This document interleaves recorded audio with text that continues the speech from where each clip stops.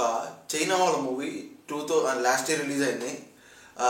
ఒక 1.5 hours అయితే ఉంటుంది నేను చెప్పాలంటే. ఒక యాక్షన్, అడ్వెంచరస్ అండ్ ఫ్యాంటసీ థ్రిల్లర్గా ఉంటుంది, కొంచెం హర్రర్గా కూడా ఉంటుంది.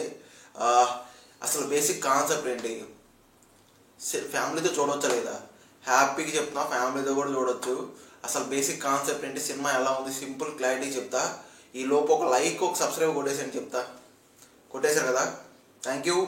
ఇంకా బేసిక్ కాన్సెప్ట్ ఏంటంటే, హూ బాయ్ షెర్లీ యంగ్, తన ఫ్రెండ్, ఇంకొక అతను, ఇలా ముగ్గురు కలిసి ఏం చేస్తారంటే ఒక సమాధిలో ఉన్న పూస కోసం అనేది ఒక అడవిలో ఉన్న ఒక ప్లేస్కి అయితే వెళ్తారు. అక్కడ ఏం జరిగింది, అక్కడ ఆ పూసల కోసం వెళ్ళినప్పుడు ఏం జరిగింది అనేది మొత్తం కూడా కాన్సెప్ట్. మొత్తం కూడా ఒక అటాక్లు జరుగుతూ ఉంటాయి ఆ సమాధి దగ్గరికి వెళ్తున్నప్పుడు.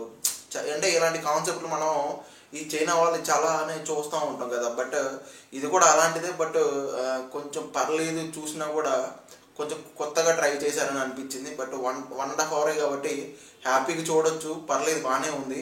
కొన్ని అడ్వెంచరస్ కానీ, కొన్ని పెద్ద పెద్ద బల్లి ఒకటి ఉంటుంది, ఆ బల్లి అటాక్స్ కానీ, ఆ సోల్తో రావడం కానీ, కనపడకుండా శక్తులు రావడం కానీ చాలా బాగా చూపించారనిపించింది.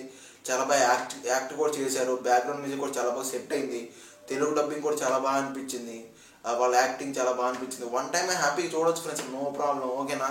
ఇంకా చెప్పాలంటే ఇంకా సినిమా గురించి చెప్పడానికి అయితే ఏం లేదు. 1.5 hours అయితే ఉంటుంది, హ్యాపీగా ఎంజాయ్ చేయొచ్చు. అంటే కొంచెం ల్యాగ్ కూడా ఉంటుంది, కొన్ని ల్యాగ్ చేసి డైలాగులు చెప్తూ ఉంటారు, సోదిలా ఉంటుంది. బట్ అది కూడా ఇంక్లూడింగ్ అంటే సినిమాలోనే నడుస్తూ ఉంటుంది కాబట్టి కొంచెం పర్లేదు అనిపిస్తుంటుంది. ఓకేనా?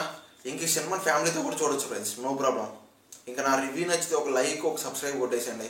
ఇలాంటి జెన్యూన్ మూవీ రివ్యూస్ అని మన ఛానల్లో వస్తూ ఉంటాయి. Please like, share and subscribe friends. Thank you. Black windows once you go down. You must be crazy if